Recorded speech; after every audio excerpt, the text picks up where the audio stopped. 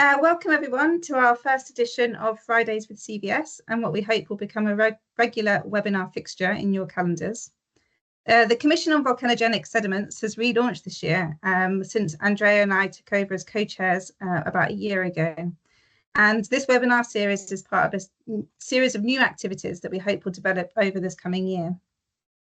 The Commission is designed to provide a forum to foster common interests in research on all sedimentological aspects of volcanic phenomenon, from the genesis, transport, deposition and diagenesis of all volcanogenic sediments.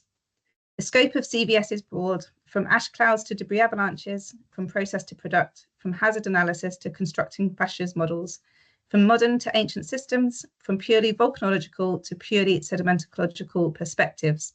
So whatever your disciplinary background, welcome from all of us, from Andrea and I and all of the new CVS committee. And welcome to you and thank you for joining us today.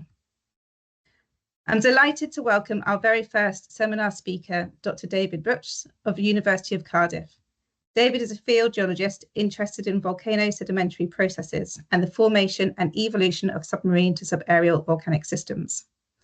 His work uses a cross-disciplinary approach that combines field and core observations with high to low temperature geochemistry, lithostratigraphy, and sediment provenance analysis. David is well known for his work understanding the evolution of seamounts using a volcano sedimentary approach and his significant work on leading the geological research on the Isthmus of Panama, or the GRIP project.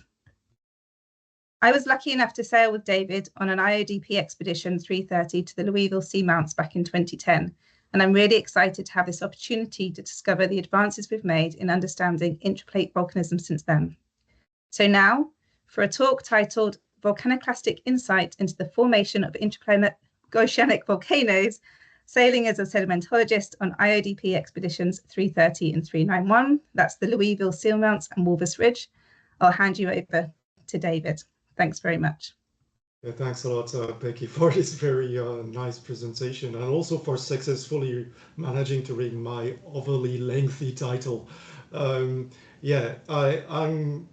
I'm really delighted actually to be the first of making the presentations at the start of this series. I'm just realizing before I start talking, because that can be important, is that recorded? It is recorded. I just wanted to confirm because I haven't been asked whether it was okay or not, I think. So, okay, very good. So, yeah, it's my great pleasure to talk about some of the results that are stemming from my contribution and participation to some IODP expeditions over the years. And this is going to be a presentation for about, I hope, 40-ish minutes. It's not going to be normally very technical. There is definitely room for more technical aspects. If you have, more advanced questions, I think you can normally access the chat and leave your questions there. So yeah, so my involvement with IODP started a long time ago with Expedition 330. We were sailing on the Joyous Resolution with Becky, and we drilled some seamounts. And I've been doing a lot of fieldwork around the world, working on volcano sedimentary sequences. Panama was mentioned. I've also worked in different accretionary complexes around the world. And yeah, I've come across a lot of examples, I guess, of volcano sedimentary products. And so the title is kind of complicated because I wanted to say that if you work on volcano sedimentary deposits, it's sometimes very hard to say what you're working on, because you could have aspects that are related to volcanology in your research, but also other aspects that are related to sedimentology. So that's the reason why I've put sedimentologist here under these small signs, because essentially when you sail for the IODP, you have to be either a volcanology or sedimentologist. But I think if you look at volcano sedimentary deposits, you have to be a little bit of everything. So we'll take you through some examples today. And the first thing I wanted to say is, well, just basically set up the stage. I'm going to be talking on volcano sedimentary deposits from volcanic seamounts. What are volcanic seamounts? And are they really that important? I think they are really important. So volcanic seamounts can be many things. They can be formed in intraplate setting. mostly I think through intraplate volcanism. You could have also some unusual, well, I guess cracking volcanism. You can have hotspot volcanism, but also a lot of the seamounts that we see in the oceans today are probably formed as off-axis seamounts, so smaller volcanoes that form close to a mid-ocean ridge, probably still in relation to mid-ocean ridge volcanism. So something that we tend to forget is that seamounts, and I'm not exaggerating when I say that, they are one of the most abundant but least studied features on Earth. There are two reasons for this. I guess one obvious reason is, well, there is a lot of oceans around the world, and so that image here that you see is taken from Google Earth, looking at French Polynesia, and it's all blue. And that's really the Earth. That's how it looks like when you look at it with this particular angle. So it's mostly ocean, and we know obviously it's about 70% oceans. And then you start trying to understand what's in the ocean. It's not so easy actually, because there is a lot of water, so you cannot see easily what's making the ocean floor. So different techniques have been developed to try to figure out how many seamounts and potentially volcanoes we have on the seafloor. The first technique is satellite based, where essentially you use gravimetric techniques to figure out through essentially gravity anomalies the location of mountains in the sea. And this is a relatively good technique because it offers excellent coverage. You can cover everything, but the resolution of what you can detect is not that great. You miss potentially a lot of the smaller features because they don't create a big gravity anomaly. The other way to figure out what's happening in the ocean is you take a ship and you do some swath bathymetry, and then you can actually image smaller portions of the ocean floor, but with a much greater level of details. So these two techniques have pros and cons, and they are complementing each other.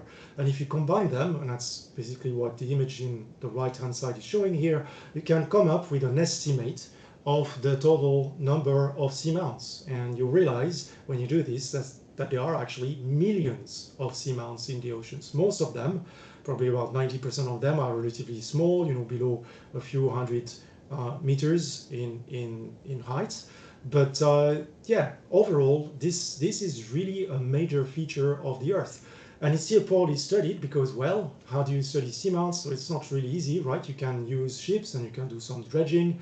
You can look at the morphology, of course. But if you want to collect samples, you need to do mostly dredging, but you're not really sure what you're collecting because you're sort of blindly scraping material from the ocean floor. And also you're literally just scratching the surface. The other option is to drill, but drilling is really time consuming and expensive, and you cannot do this very often, and you cannot really cover a lot of places. So that means essentially that seamounts are very abundant, but they have been relatively very poorly studied. So I think, this is important. Something to work on. I'm going to be focusing today on seamounts that were drilled because of their relation to hotspot volcanism.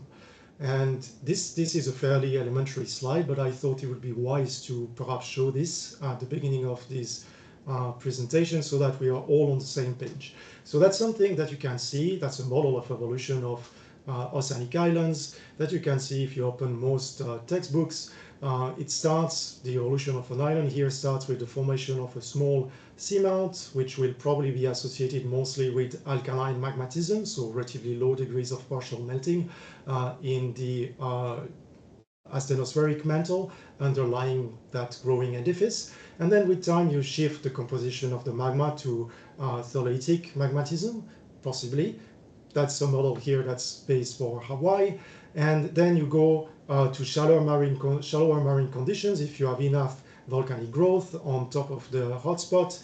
And this will lead to a decompression of the environment. I mean, you have lower water depths, so shallower or lower pressure, and that allows for additional degassing of the magma, and this is typically considered to be associated with a higher production of volcaniclastic deposits. It doesn't mean that you don't have any volcaniclastic deposits in the early stages of seamount formation, but it's considered to be more important during the later stages of seamount formation when you get closer to shallower marine conditions. And then you have breaching of sea level, and you start forming an island. And maybe the island's going to be ephemeral for a few tens or hundreds or thousands of years. It forms, it's being eroded by wave action, and then it is reformed, and so on, until you can establish the more durable volcanic edifice, which is associated with the emplacement of sheets of lavas, and you form a shield volcano.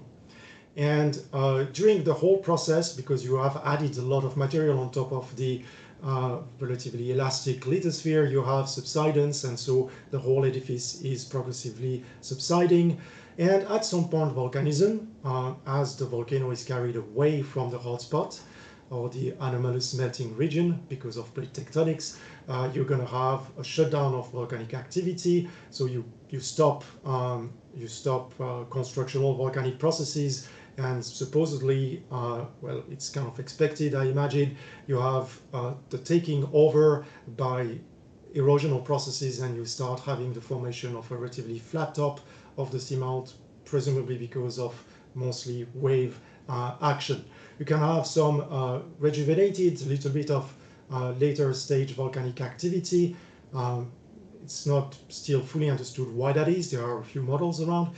And this transition from the end of magmatism to later rejuvenated magmatism is typically associated with alkaline melts.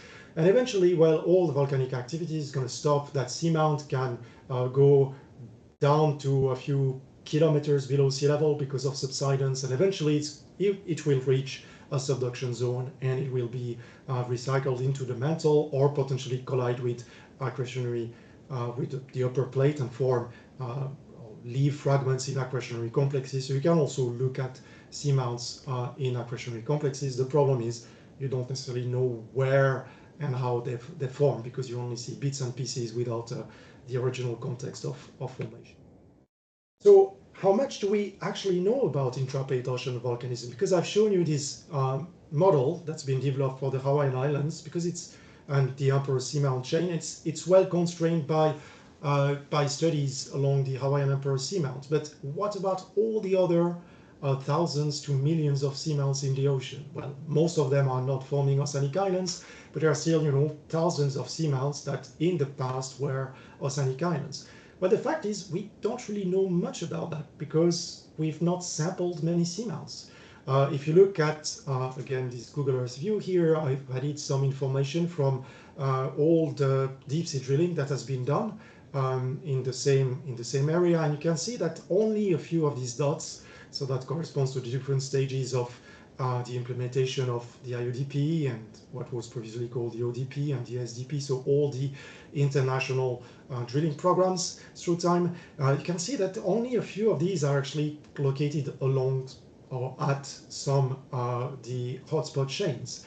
So actually there are just, in my opinion, a few expeditions that were really dedicated to understanding oceanic volcanism and intraplate volcanism. They all occurred using the JOIDES resolution. Sorry. And and so the first one that probably occurred was in 1994, and that's when some people decided to drill the clastic apron of some of the islands in the Canaries, so the Gran Canaria project, the VCAP project. And they were mostly looking at sedimentary deposits, so volcaniclastic deposits and other deposits on the flank of some seamounts, and actually oceanic islands in this case. And then some years later, there was the ODP leg 197, the Hawaiian hotspot motion. They drilled along the Hawaiian Emperor Seamount chain, so further north here in that image. And they were basically interested in collecting some lavas to reconstruct the paleolatitudinal position of the Hawaiian hotspot through time. It was still really unclear if the Hawaiian hotspot had remained stationary or not through time, and that's obviously very important for a range of, well, fundamental reasons related to mantle dynamics, but also you use hotspots for plate tectonic reconstructions, among other things, so it's kind of useful to know whether the hotspots are moving or not. And so that provided some insight into what's happening in terms of, the types of deposits that you have within some of the of the seamounts along the Hawaiian Emperor seamount chain. There was also a drilling program in Hawaii, but I'm not really going to include this in this talk. And then a few years later, about a decade later, there was the IODP Expeditions 330, where we drilled the Louisville Seamount Trail, so along these volcanoes here. I'm going to show all the maps later. And here we drilled again the top of griots, of flat-topped seamounts. And that was a kind of a similar idea. We wanted essentially to retrieve fresh basalts, to do some mostly paleomagnetic studies, to try to constrain the position of the hotspot through time and see whether that hotspot had moved together with the Hawaiian hotspot or not. And it turned out that apparently it hasn't. And then a few years later, basically you need at least almost 10 years between these expeditions to occur. Well, there was more recently the Walvis Ridge hotspot expedition, where we drilled, in this case, not the top of seamounts, but the foot of seamounts. So actually, there are just a few very almost localized expeditions that have tried to characterize what is the nature of the seamounts around the world. So, and as I said, they are really abundant, so that means we probably don't know that much. Here's just a slide to say that, yeah, the JOIDIS resolution has been really, really important in us trying to understand what's happening with the seamounts, what are the seamounts, and how we can use them for, well, to address a range of fascinating scientific questions. It will retire. It's currently going through its last expedition, as the IODP is totally being changed format. But yeah, I just wanted here basically to have a slide to pay tribute to that very important vessel that has really helped many of us working on ocean volcanism. So yeah, as I said before, the primary aim of expedition 197 and 330, I haven't said that, but I'm saying that here, 391, that was really the primary aim was to measure hotspot paleolatitudes. And we drilled seamounts mostly that formed between the late Cretaceous and the Paleogene. And we were really interested in determining magma composition and reconstructing mantle dynamics, also doing the paleomagnetic measurements. So that means that in none of these expeditions there was a strong emphasis on trying to do some characterization of the volcaniclastic deposits. In fact, volcaniclastic deposits were a problem that for the main scientific objectives of these expeditions, because you need fresh material to do geochemistry, you need fresh material to do paleomagnetic measurements. So volcaniclastics are very often altered in the ocean, and they are not very good to help address this main aim. So not so much work has been done on volcaniclastic deposits as a result, because the participants going to these expeditions were not necessarily primarily interested in working on these deposits. Now, what happened when the people joined leg 197 to drill a few of the seamounts along the Hawaiian Emperor seamount chain? Well, they found a lot of lavas. That's what they were expecting. Sometimes they went through some lava-fed deltas, but most of the time what they were collecting at the top of the griots were a lot of lava stacks, which was very good for the objective of the expeditions. So here is kind of a general sketch showing the types of environments that were reconstructed based on core observations during that expedition. So it's very much what you would expect with respect to the Hawaiian model of oceanic island formation. So yeah, the lithological observations from that expeditions are consistent with that model. I mean, this is not really mind-blowing, I guess. Basically, a model that's been developed based on Hawaiian observations works for Hawaiian seamounts. So that's good, but yeah, obviously that's not the highlight of this talk. And then, well, we went to the Louisville griot, and the plan was to drill as many griots as possible during relatively extended time range, a few tens of million years, to really provide constraints on the paleomagnetic evolution of the hotspot. So this is a very long hotspot chain. It's actually the second largest seamount chain in the world. It's about 4,300 kilometers long. Hawaii is, I think, about 6,200 kilometers long. So it's really long. So it's definitely a valid target. Also, it's in the southern hemisphere. So if you want to compare your results with what has been done at Hawaii, it's probably a good kind of logical location to go to. And so the idea was to drill the top of the seamounts and basically collect many lavas, because that's what they did for the leg 197. So that's what the co-chiefs of that expedition were expecting, right? There was no reason, not even based on seismic profiles, to expect anything but a lot of lavas on top of the seamounts. Except that actually, when you look a bit closer, already probably even before the expedition, there are a few things to note. First, Hawaii is very strange. The Hawaiian volcanoes are really, really big. They are among the biggest volcanoes on Earth, if you exclude especially oceanic plateaus. So when you look at the seamount population, this, Hawaiian volcanoes, they are very much an end member in terms of size. They're really almost one order of magnitude larger in terms of volume than any other intraplate ocean volcano, excepting of course, the oceanic plateaus. So they're really smaller volcanoes than Hawaiian Emperor Buchs. And they are also a steady morphology. This is something that is definitely indicating that there was a lot of mass wasting, but it's also something that you see along the Hawaiian Emperor Seamount. But the size here is definitely different. So, if you drill something that is smaller in size, maybe you don't get exactly the same type of deposits. I don't know. Well, I know, and I'm going to show you. Then also what's really important to note is we know that this is a hotspot chain because there is an age progression. So if you date the volcanoes along the chain, you can see that there is that age progression. The older volcanoes closer to the trench here, closer to the Tonga Kermadec Trench, they are older. They are late Cretaceous, and we drilled towards younger volcanoes here until I think the Paleocene. So yeah, that's what you expect with a hotspot chain. So if you take the traditional model of formation of Buchs, I mean, when I say traditional, it's basically the Hawaiian-based model.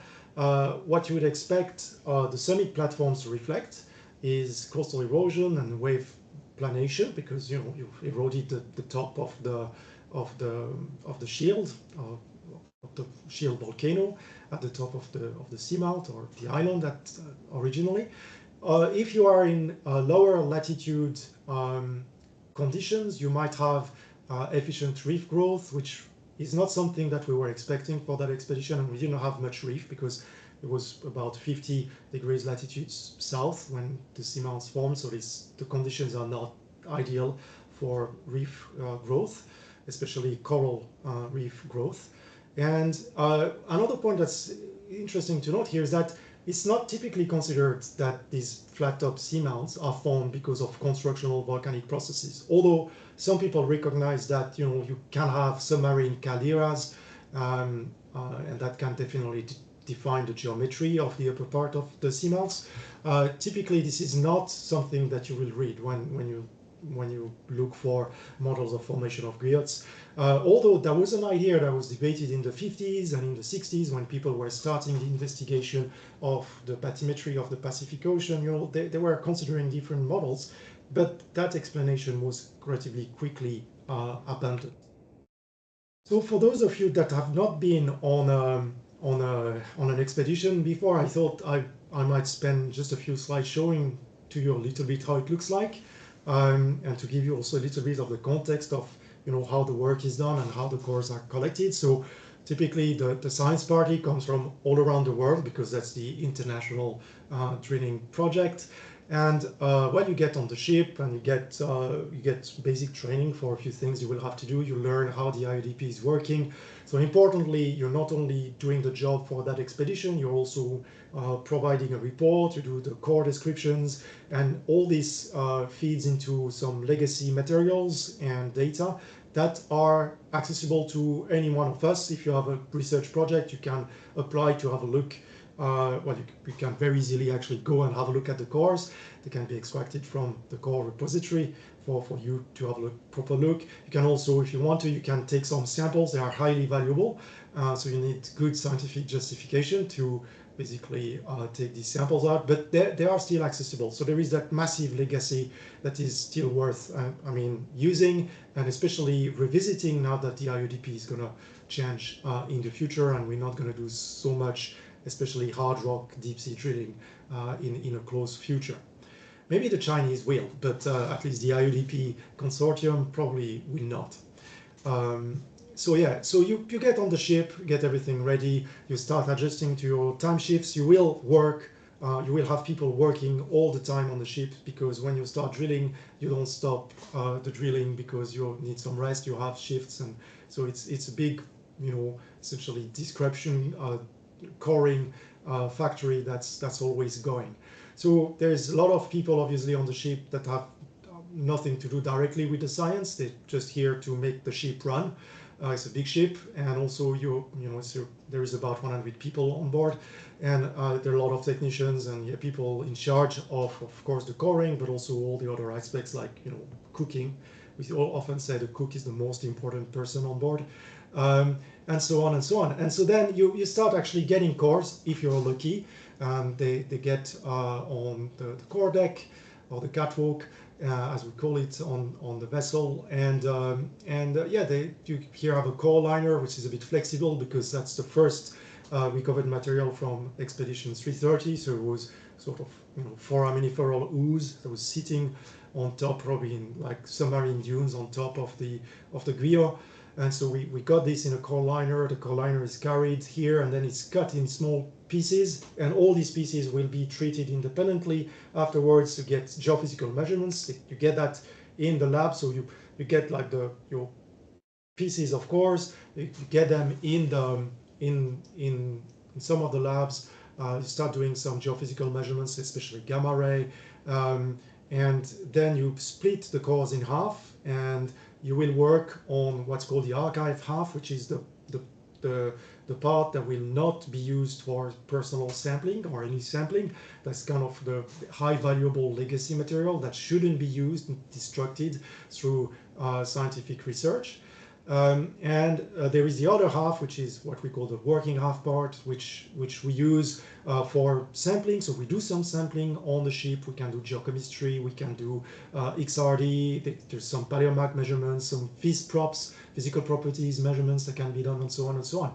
So these are really already kind of fairly advanced procedures that allow to generate a lot of data. And by the end of the expedition, which is typically about 2 months in length, you will have an opportunity to stick your own personal sticker on the cores, and this is basically you telling, I'd like a piece of that rock for my post-cruise research. And a lot of the activities that are taking place on board are going to extend to post-cruise research by different people, and that's basically what I'm going to present in my next slide. So yeah, it's a fascinating experience. You get to work with a lot of very interesting and skillful people from around the world. It's a fairly unique experience, but also it's kind of, I wanted to stress that this is a really special working environment, and there are not many things that are really changing every day, but perhaps sunrise in my case, because I was working between midnight and noon. And so here are a few pictures just showing how extraordinary it is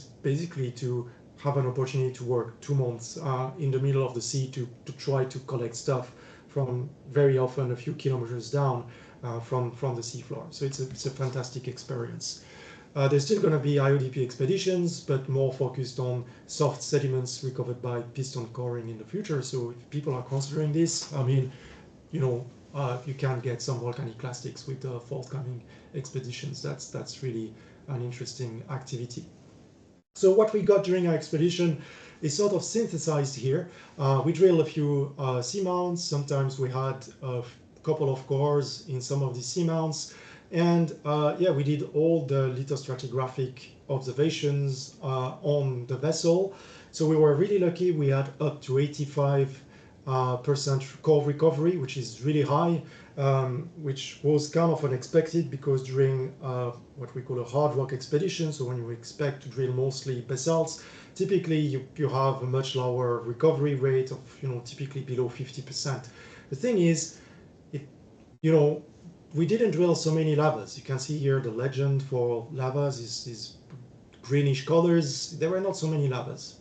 Were mostly actually breccias, and that was really the big surprise. They were, the lavas to clastic ratio was 10 times lower than what they had got for the Emperor's seamounts. So that was a big surprise because we were really not expecting this. We were drilling the summit of the volcano, so we would have expected to have a thicker stack of lava coming from the shield volcanoes, but we didn't get that.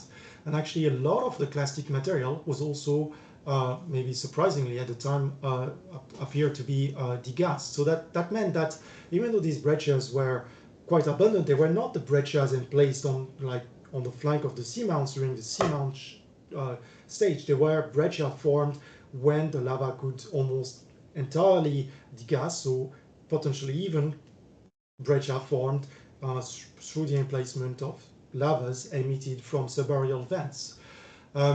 They were relatively thin lava stacks as opposed to very thick stacks for the Emperor Guilds. Also, all the material recovered is alkaline in composition, so no tholeiitic volcanism, which is also a big difference with Hawaii. And as expected, we didn't have significant reef gaps. So that's what basically you do when you're on the ship. You look at examples of materials or different types of materials in the cores. So here, you've got the scale in centimeters, and here just two examples of, you could call them in different ways. I would probably just call them basaltic breccias, but basaltic breccia doesn't really say how they formed, so you have to describe them in detail, and then you can potentially define what they are. So the one in the left is a juvenile basaltic breccia, probably formed by brecciation of submarine lavas, or in this case, what's also likely is that you had some fontaining, volcanic fontaining, so more like submarine vents producing globs of magma that are quenched, and they have this irregular shape. And the composition of these different classes would be similar. If you analyze different classes, they are basically all the same composition because they are coming from presumably the same volcanic eruption. And then you have other types of volcanic breccias or conglomerates. So like in this case, that's a beautiful pebbly conglomerate where you have well-rounded clasts of mostly basalts, but you get also shallow marine bioclasts, the white things here. And also some of these clasts here are encrusted by shallow marine organisms. So this is definitely a sedimentary rock. You can see already that the type of basalt is more varied than on the left. And so this is basically a polymixtic deposit, which I think was placed very close to a beach environment. It's not necessarily a beach environment, but obviously this material was produced at a beach or very close to a beach and was deposited very close to a beach environment. So this is all from obviously the top of the seamounts. And here's just to zoom in the same conglomerate I was describing. It's just basically to say that you can do a lot with core images. You get a few scratches from the saw here, but apart from this is really high quality imaging. This is accessible to you. If you want to spend your weekend, have a look at the cores, you can actually go on the IODP website and have fun. Alternatively, you can have a normal activity and enjoy your life during the weekend. But yeah, that's really useful material to access. You can go down to almost like sub-millimeter scale. You can use this for your teaching if you want to show interesting, stuff from the bottom of the oceans to your students. And you can do research. I think a lot of these materials have not been fully characterized, especially for some of the previous expeditions. The cores from Hawaii, I think there is still a lot of work to be done. Yeah, that's just the other core zoomed in. What we came up with is, well, we did some sort of the work on board, and then we'd spend a lot of time, mostly that was through personal education, trying to understand both volcanic products and sedimentary products in volcano sedimentary environments, just to comprehend the diversity of possible deposits in the environments that we drilled, or in the likely environments that we drilled. And so we used a few criteria then to subdivide the very broad spectrum of lithological characteristics into 13 lithophases that have specific characteristics, and these lithophases correlate to different environments and processes that occurred on top of the seamount. This in a very formal way, and we try to be as objective as possible. And we use criteria or key descriptors like the overall composition of the material, the color, grain size, sorting, the texture and the structures, grain types, whether they're all the same or not. That's also useful to know. The grain morphology, roundness, etc. And also the nature of the cement or matrix. And you have to do this for both volcanic and sedimentary deposits. So it's a big investment of time to be able to do this, but once you've learned how to do it, it's actually really useful because you can take this, well, to describe cores, but also I'm a field geologist, so a lot of this work has been really useful for me to recognize features in the field, and has proven useful for my research, definitely for my teaching as well, and so on. So it's a good investment of time if you want to do this. And I would like to say it's probably also good because I don't think that this sort of expertise or human skills are going to be replaced any soon by AI. There is a lot of discussion currently about artificial intelligence and how that could take over some of our geological skills. I think this type of lithophases characterization approach requires some human brain. I cannot really see an AI dealing with, for instance, changes of color due to alteration processes. Even though maybe you don't change the type of material you're looking at, we just change the color because of alteration. I think that might be actually kind of confusing for an AI, but maybe I will be proven wrong. Years, I guess. But yeah, so this is really valuable skill to have, I think. And then you can link your core descriptions to environments and eventually processes. You can tackle ideas like sea level change, whether the volcano was growing because of magmatic inflation, you have intrusions within a magmatic structure, you can have erosion. So here's a beautiful example of an erosional surface where you have a lava flow that is eroded. That's a nice erosional surface. And you have infill by shallow marine, presumably in this case, beach deposits. And so this, we were really lucky actually to collect this type of feature in 3 drill sites. And I think this corresponds to the wave planation surface on top of the geodes. This is what makes the volcano looks flat when you look at the bathymetry. This is occurring in the core at this centimeter scale. You can also tackle other concepts like sea level change, creating subsidence or relative effect of subsidence. And these processes, some of them occur very quickly, some of them take a bit longer. And you can actually look at the stratigraphic record, especially if you have got a good recovery in your cores, to reconstruct these different effects through time, or at least provide a possible solution for the combination of these effects. So here is probably the best example of our cores. That's our longest core.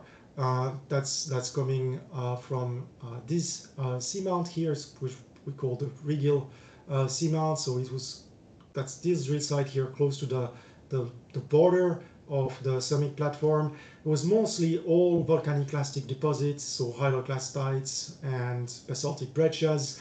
And then we started having other types of deposits. We had a lot of shallow marine bioclasts, all the way down to about here, 200, almost like 300 meters below seafloor. And most of the volcanic glass recovered from the breccia was degassed. And it was just a little bit of undegassed glass at the very bottom here. And then you have just a few tens of meters of lava stacks, which could correspond more or less to the shield volcano, and that includes some possible evidence for subaerial environments. And then you have an angular unconformity, which is essentially the image I've just shown you in the previous slide. And then you have a sedimentary cover, which in this case included some juvenile volcanic deposits, but it's not very common actually in this expedition. Right, so this is it, right? It doesn't look very much like the Hawaiian model, for sure. And what we could say is that, well, here we've probably a true submarine volcano stage where you don't have an island. There is no indication for shallow marine environments. No degassing of the lavas. They were emplaced, not total degassing at least, they were emplaced in proper submarine conditions. The other lavas we interpreted as lavas from subaerial vents entering the sea and actually feeding lava deltas. We think we mostly drilled lava deltas in this case, and sometimes you get shallow marine bioclast in this sequence. This is how it looks like. Lots of breccia in the basement, different types. I'm not going to go through the details here, but they are all very different and they are all interesting in their own way. And then in the sedimentary cover, yeah, we had different types of definitely sedimentary deposits. In this case, we had a few meters of very strange algal reef. So a reef not made by corals, but algae in this case, and all the way up to unconsolidated material. Here it's still, I think this, I don't remember exactly the age. I think it was Paleocene, this one, or latest Cretaceous. But yeah, so here, I think it was Paleocene. Anyway, so here we have some ferromanganese crusts. We have also, period of non-deposition, and you get typical pelagic chemical sedimentation. And then at the very top, we had some very recent deposits. So it's basically sand, but it's winnowed foraminifera. And these ones here included some of these black layers, black spots. They are essentially altered pumices, presumably coming from pumice rafts that were emitted by the Tonga and Kermadec volcanoes. Volcanic arc. And in this particular case, we had some primary volcaniclastic deposits and placed also on top of the volcano. So combining the different cores, we were able to define a seamount stage. Then we were able to define a volcanic island stage with an abundance of lava-fed deltas, and also probably some partial stage of small, of small vents, those on probably fast subsiding islands, or possibly you have also, well, in this case, definitely in few cores, we had some post-erosional rejuvenated submarine volcanism.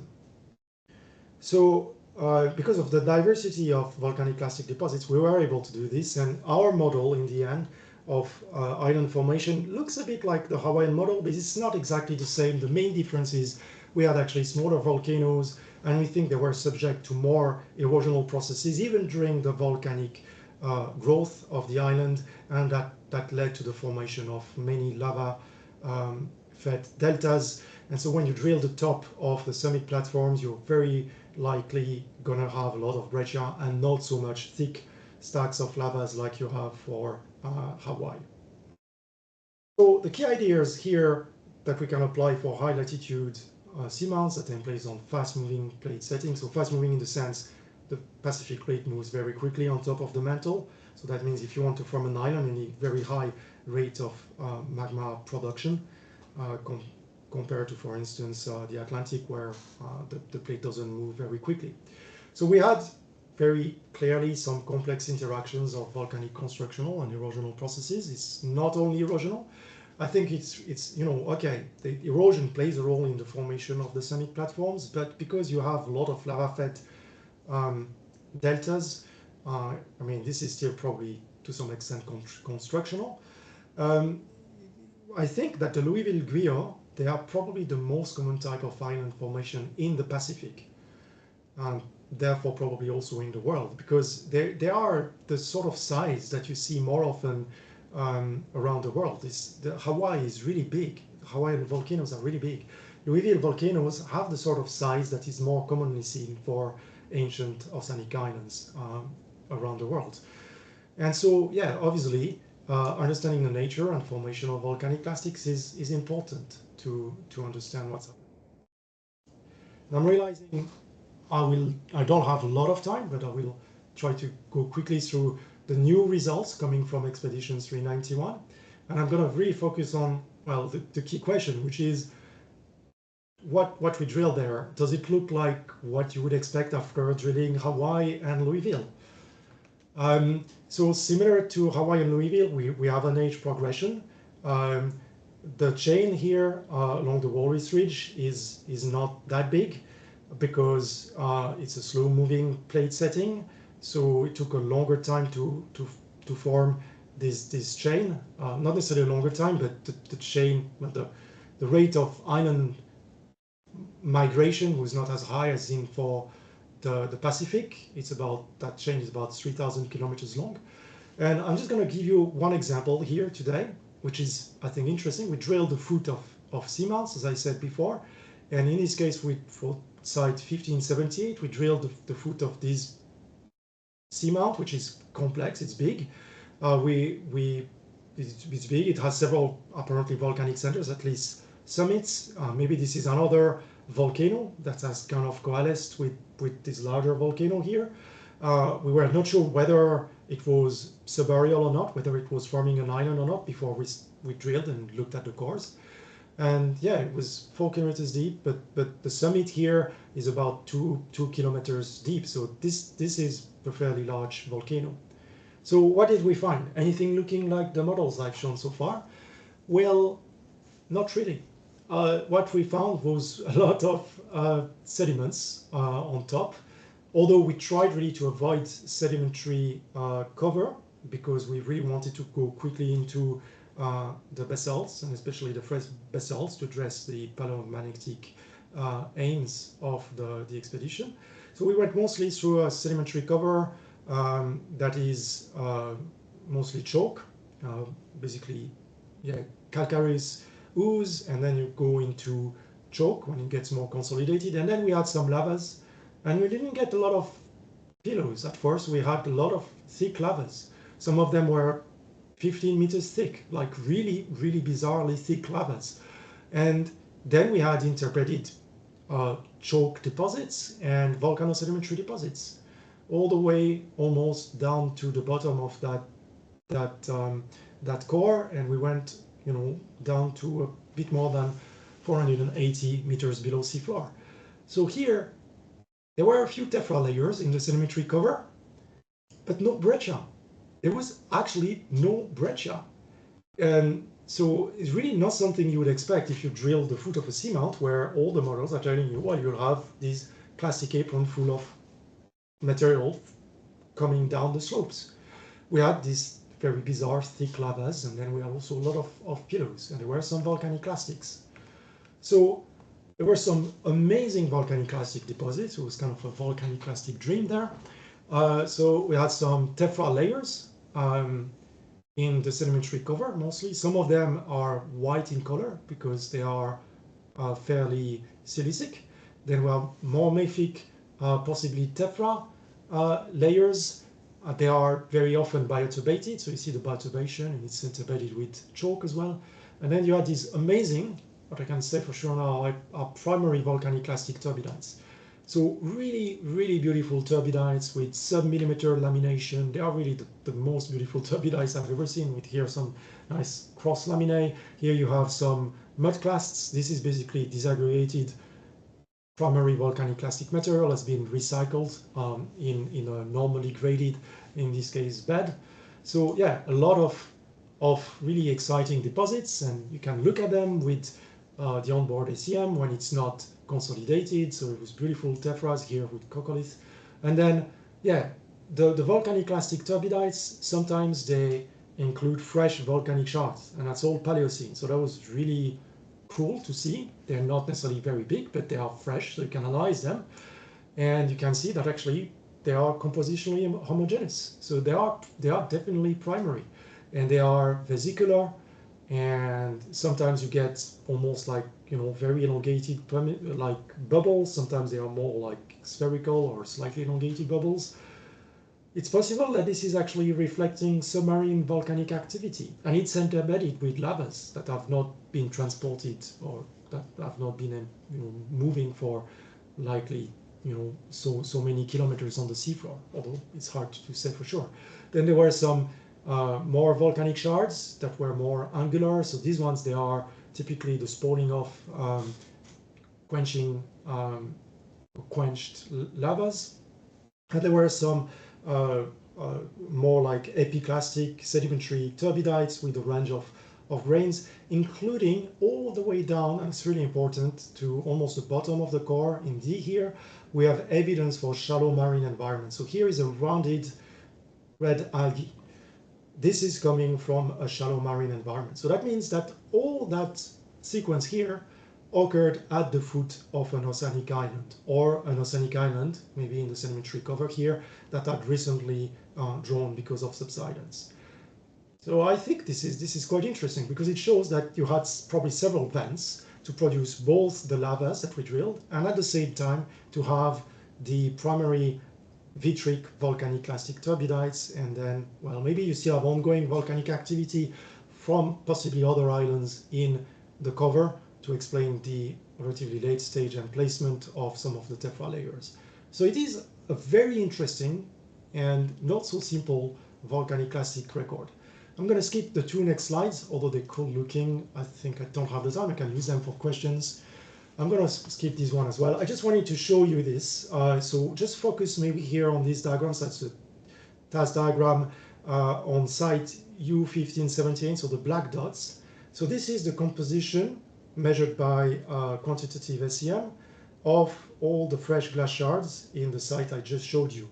And that basically covers all the alkaline field in the task diagram. So there is a huge compositional heterogeneity recorded in these shards, which you don't see in the yellow dots, which are the lavas that are forming the basement. So the lavas that are interbedded with some of these tephra.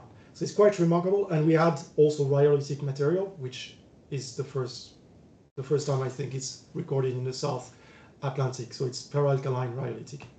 So we can do some analysis of the chemical variability and see how the tephra composition compares, or more commonly varies, compared to the bracketing lava flows in the cores. And well, we can see that actually its compositional heterogeneity is not that large in the basement, but when we reach the sedimentary cover, you get like that massive spread of composition. It's also confirmed by trace elements, which I'm not showing here.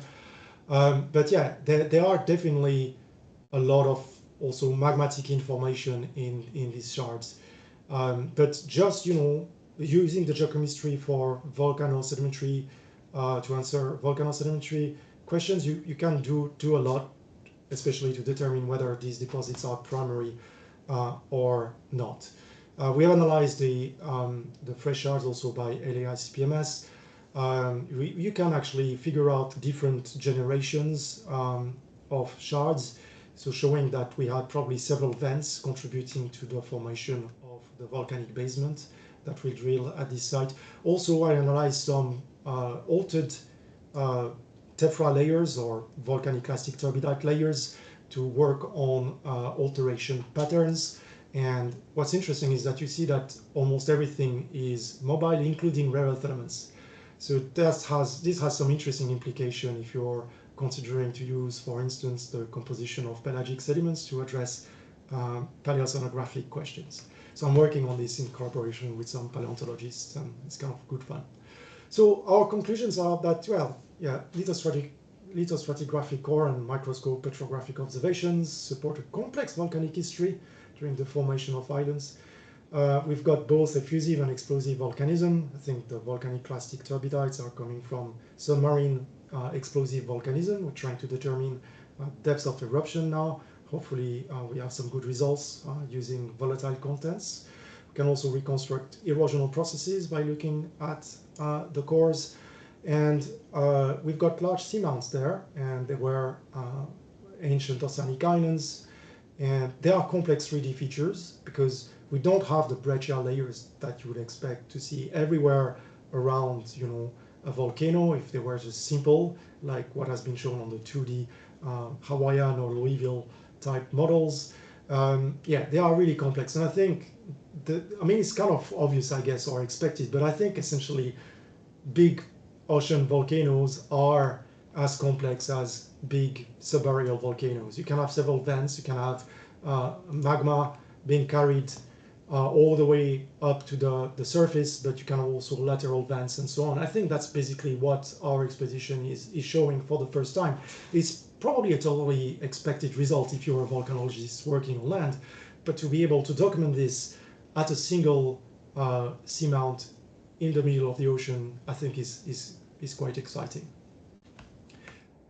So that's what I wanted to say today, talking a little bit about volcaniclastic deposits from these IODP expeditions. Thanks a lot for coming. Also, I want to thank all the people that I couldn't really mention in my first slide, but who have contributed to this. So especially all the people that have sailed on these 2 expeditions. So thank you everyone.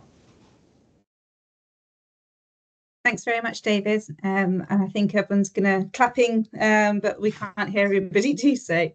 If people could add their questions to the Q&A, what we'll do is we'll get those read out to David rather than try and kind of unmute mics and things. Whilst people are gathering their thoughts and asking questions, I'll start with one, if that's okay. Thinking about the Walvis Ridge in particular, the kind of the tephra deposits that you're inferring to be kind of explosive records, do you know whether those are kind of generated submarine, and so these are kind of submarine explosive eruptions, or whether they're subaerial explosive eruptions which are then entering the kind of the marine environment? And how would you tell the difference between those two things in the core that you have? Yeah, thanks for asking that question. I don't know, but that's a great question. I think both. My guess is both, but I cannot tell you the final answer. I think both because obviously islands are going to produce some tephra, so there is no reason why you shouldn't get some of these deposits in the deeper marine environment where the preservation is relatively good normally, if you don't have bottom currents, which is a problem in that area of the Atlantic. But yeah, you would expect anyway to have some of the tephra layers in the cover to be associated with subaerial volcanism. But equally, well, I don't think that the mafic volcaniclastic turbidites are coming from an island, because you don't see any evidence for reworking from a shallow marine environment. And if you get, you know, even like a coastal vent creating a lot of glass, and that material could potentially avalanche down, and yeah, you have mostly the same composition, but you would expect to have mixing. You would expect to have mixing, and you, especially if it's from a shallow marine environment, you would expect indicators of shallow marine conditions in the form of shallow marine bioclasts, which we don't see. So I think actually there must be deeper marine conditions, but how deep is this? I don't know. So actually I'm sending some of my samples to Alex Nichols in New Zealand, who also sailed on Louisville, to try to see if we can use volatile constants to figure this out. Also to be added, there's been some historic eruptions from Tristan da Cunha, where people witnessed some pumices rising to the surface of the ocean. So that was obviously coming from a nearby submarine vent. So it is, we know it's occurring. Now, how much of what you see in the core is from clearly subaerial or clearly submarine conditions, I really cannot say for sure. Hopefully the volatile content can help a bit, but they are all shards, and there is hydration. They are fresh, but there's been hydration, and you know, they've been soaked in water for a few tens of million years. So I really don't know how lucky we will be with this analysis. Thank you so much. We don't have any questions yet in the Q&A. I presume that's working, but people are perhaps a bit shy about asking questions. Does anybody have any kind of questions that they wanted to ask David? If you wanted to do it kind of by speaking, you could try raising your hand. I could try and figure out how to unmute people if you'd rather do that than type. Yeah, if anyone has any question that would not be suitable right now, or you're running out of time, you have your Friday beer waiting for you, that's all right. So just send me an email. That works as well. So my email was there. You should be able to, yeah, normally you see my email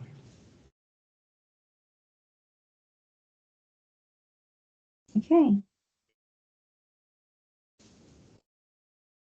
In that case, I will hand it over to Andrea to close our webinar.